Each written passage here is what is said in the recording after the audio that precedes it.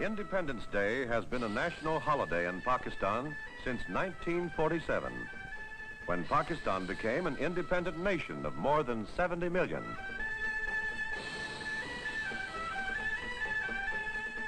Pakistan is a country split in two, West Pakistan and East Pakistan, separated by 1,000 miles of another nation, the Republic of India.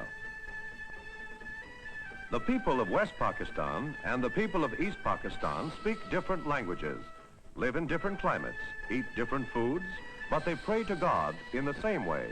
Most of them are Muslims. It is the Muslim faith which holds the nation together. The people of Pakistan have built a new nation in an old land.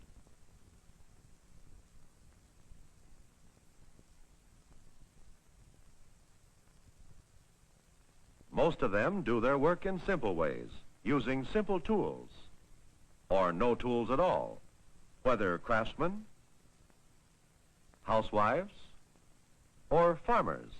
Many people must make a living with their bare hands.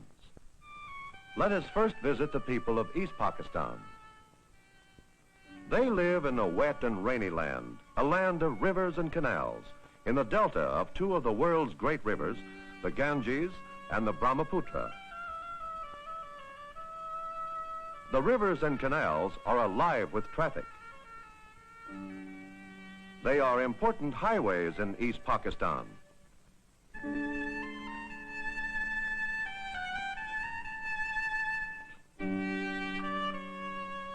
Along the canals, boats serve as homes to many families. By boat, they go to places of worship. By boat, they carry goods to market. In the water, they raise their crops. Rice is their principal food. When rivers overflow in summer, young shoots of rice are planted by hand. And at harvest time, oxen and people thresh the rice with their feet. The machine age has not yet come to the farmers of East Pakistan. Out of the water, the people of East Pakistan get their most important cash crop, jute. These tall plants are jute plants. Burlap and gunny sacks are made of jute. Harvesting is done by divers as we see it here. It is very hard and slow work indeed. The jute is planted in fields before the summer floods. It grows faster than the water rises. At harvest time, it stands several feet above the water. The valuable jute fiber is found inside the bark. One by one, the stalks are cut open, the bark peeled off, and the fiber taken out. Men wash the fibers in the stream and hang them out to dry. Much of the East Pakistani economy depends on the jute fiber.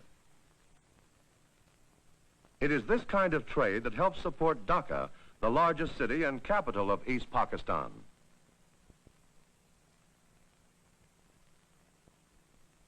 A 1,000 miles west from rainy, wet East Pakistan lies West Pakistan.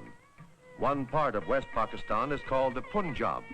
This means the land of 5 rivers, rivers which give life to this hot and dry region. In order to grow crops, people must take the water from the rivers or from wells. In some places, and at some times, the farmers use water wheels to raise the water to higher levels. Here again, all the irrigation work and the farm work is done in a simple way by man and beast.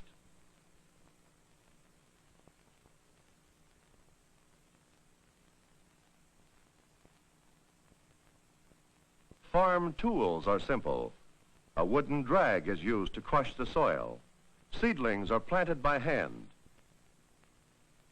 Where water is scarce, grass is hard to get. It is cut by hand and carried to the feeding places in the villages. Once a week, or more often, farmers go to trading villages to buy and sell. There they buy what they don't produce themselves. Small craftsmen work in the villages, like this basket weaver. Here works the village shoemaker and the blacksmith who makes simple tools and shoes the farmer's horses.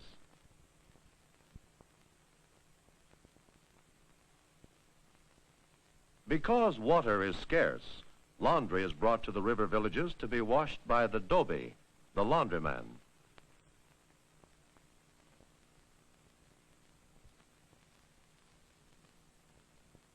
People may travel from the villages to the city by traditional ox carts. Some of the carts have wooden wheels, others automobile tires.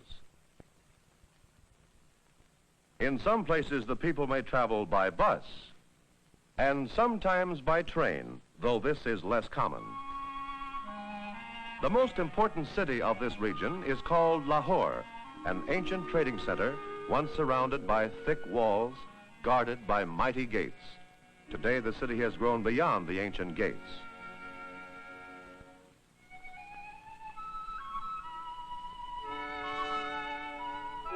Pakistan's most beautiful mosque is in Lahore, and many pilgrims come here to worship.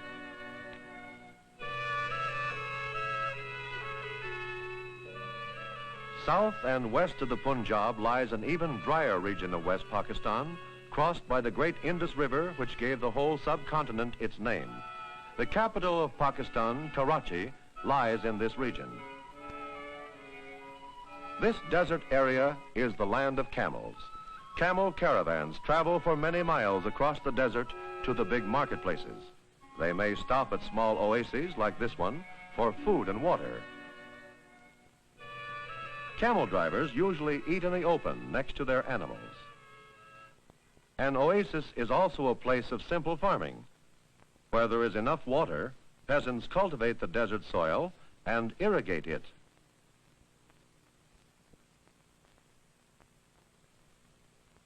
Some farmers in the oasis raise livestock for the city market.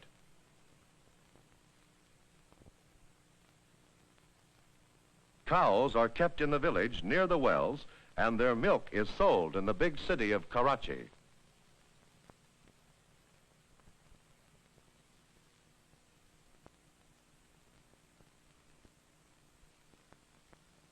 People often travel by boat down the Indus River or by bus across the desert in search of work in the capital.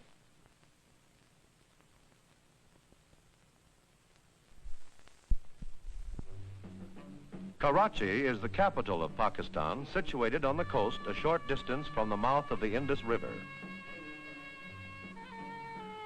In some ways, Karachi is a modern city. It has several bright new buildings that do not seem to belong to this old land. The camel and the bicycle fight their way through the narrow, crowded streets of the capital. The camel is a beast of burden in Karachi.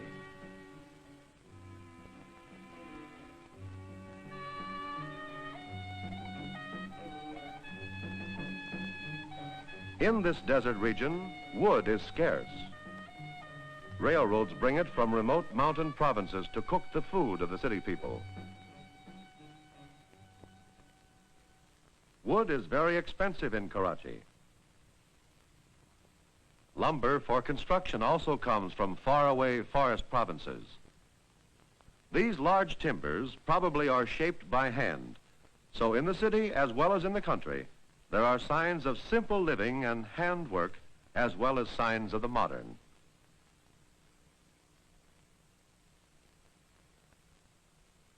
These are bales of cotton. Cotton is the most important cash crop of West Pakistan. It grows in irrigated fields of the Punjab and along the Indus River. Karachi is the gateway to West Pakistan. Goods from all over the world pass through its busy harbor, and Pakistan's exports pass through it to other countries. Small ships bring bamboo from Malaya and India. Bamboo sticks are a popular and cheap building material for the poor.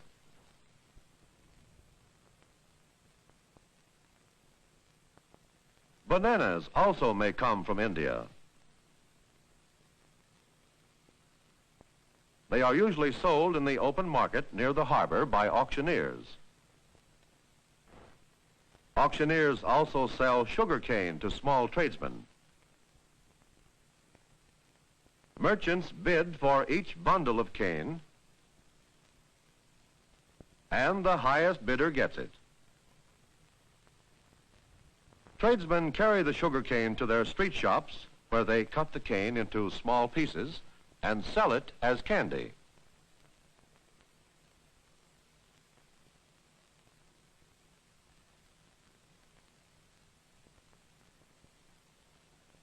The marketplace is the center of life in the city. Oranges are sold in the marketplace, and so are chickens and pigeons for food. A street vendor may carry his whole store around his neck.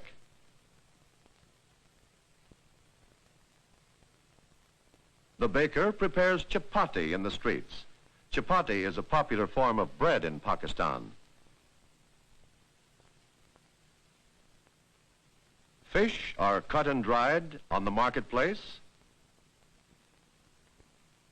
and often fried on the spot and sold to the people who come to the city.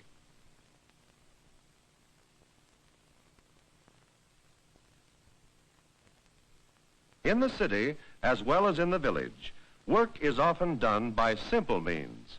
Everywhere, people do much of the work by hand. But Pakistan is changing.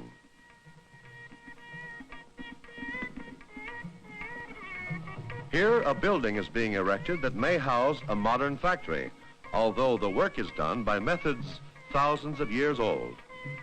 Cement is carried to the roof over a living stairway. From hand to hand go the baskets filled with cement to carriers on the top floor.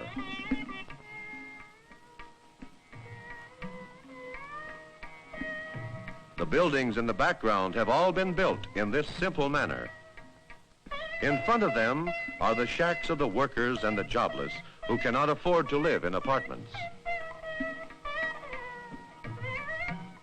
So we have seen that East Pakistan is the land of river deltas and humid climate, and the Punjab in West Pakistan is an area of irrigated fields and water wheels, while the Karachi area is the desert home of the camel.